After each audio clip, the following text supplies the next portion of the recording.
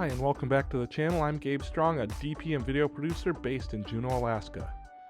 Today, we're going to take a quick look at a new plugin for Final Cut Pro called RotoMatic, which helps with automatic rotoscoping. I'm going to just do a really quick review here and show you how I'm using it in a project that I'm working on right now. So this is the plugin from FX Factory. It uses AI to rotoscope objects, which, if you're not familiar with that, rotoscoping is just cutting out something from the background without shooting it against a green screen. So you can use it on, well, you can try to use it on any clip. Obviously, as I find out here, some clips work better than others. Usually clips that have a background that has a different color than the foreground element you're trying to cut out work better. If you have things with similar colors, it doesn't work nearly as well. But here, let's take a look at how I'm going to try to use it in one of my projects.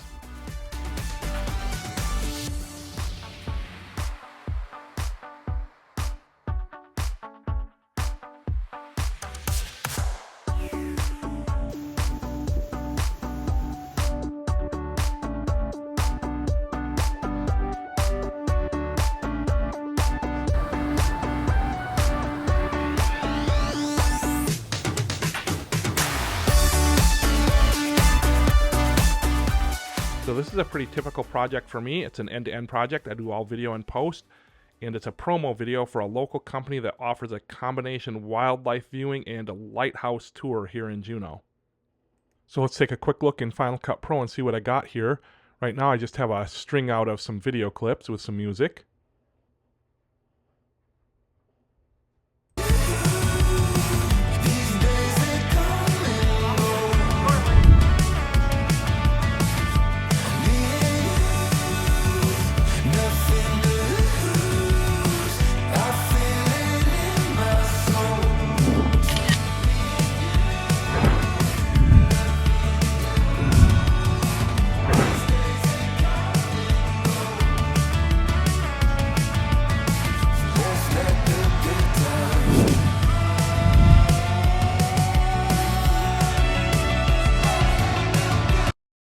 Now, one of the first things I usually like to do is select a music track.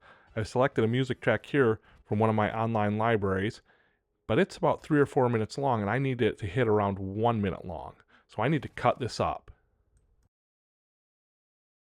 Most music tracks have repeating elements, so I just put the beginning of the music track at the start and the ending of it at the end, and then cut up everything else so that it would fit.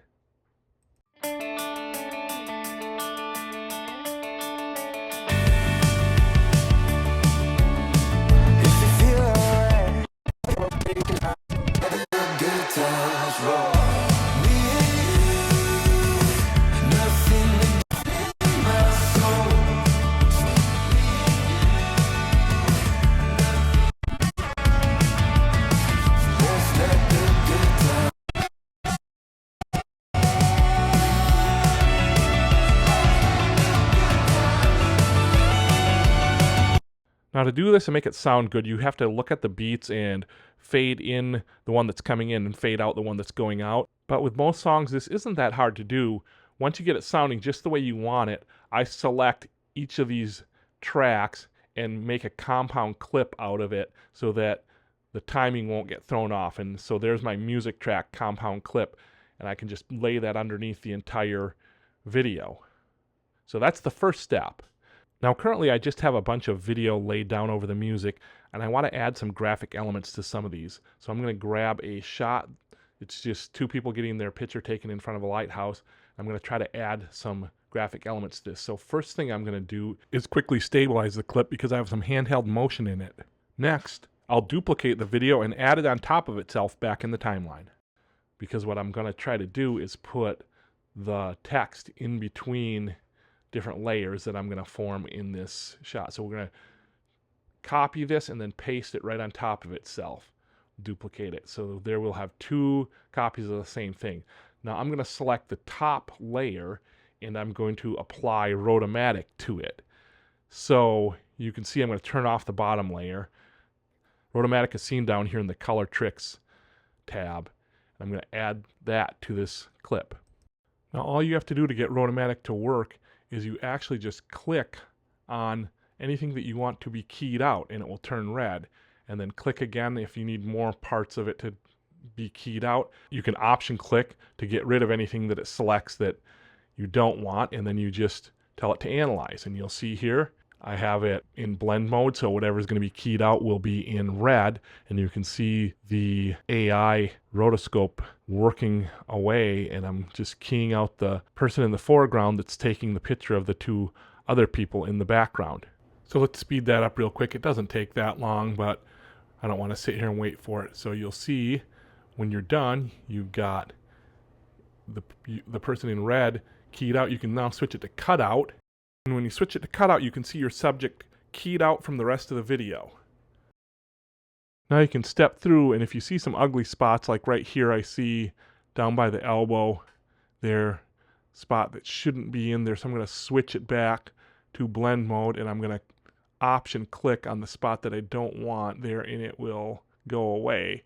So you can kind of clean up places as you step through. I'm going to go back to the cutout mode, and now I will play a little bit with the mask, with the blur and the spread to get it looking a little bit better. And you can play with these until you get it looking the way you want.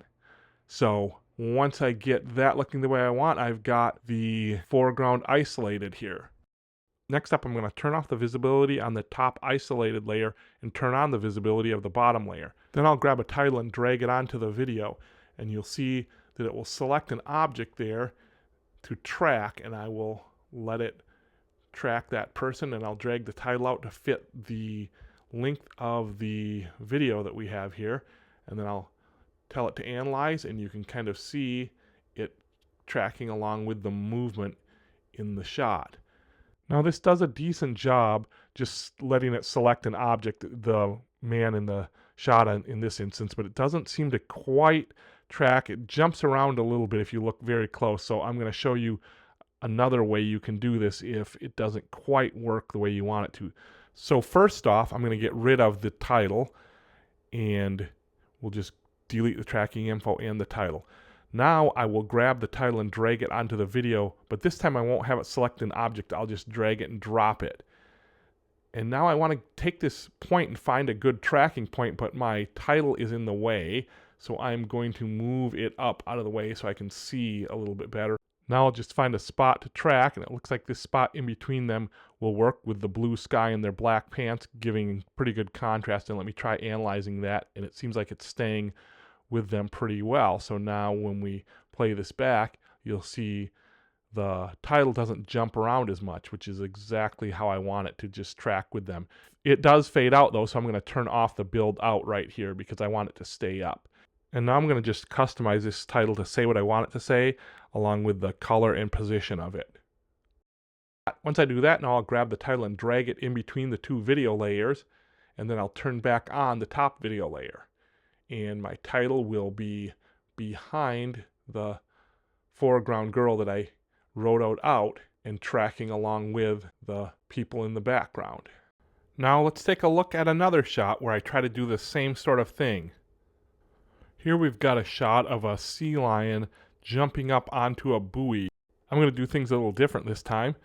I'll immediately select RotoMatic and drop it onto the video.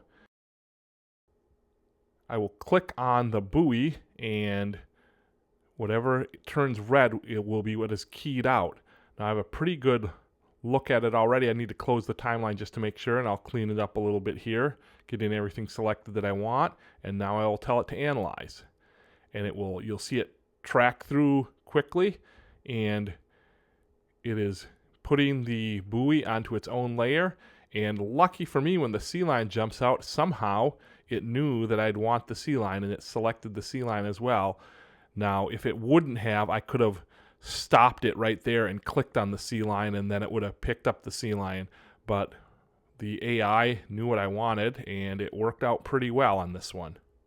And now I'm going to change the display mode to cutout, and then I'll go in and play with the blur and spread modes to get the mask looking just the way I want it to. And now I'll go back to the video layer, select it, copy it, and then paste it on top of itself as a connected clip. Then I will select the top one and turn off the visibility, and select the bottom one and deselect RotoMatic.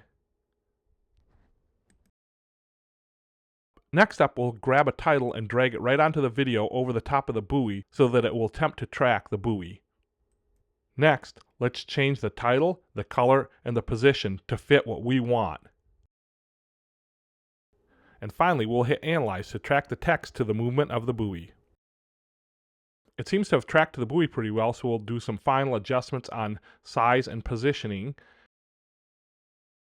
And then we will drag the text in between the two layers of video.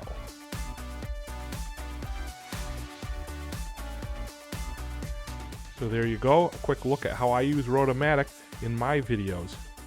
Thanks for watching, and we'll see you again next time.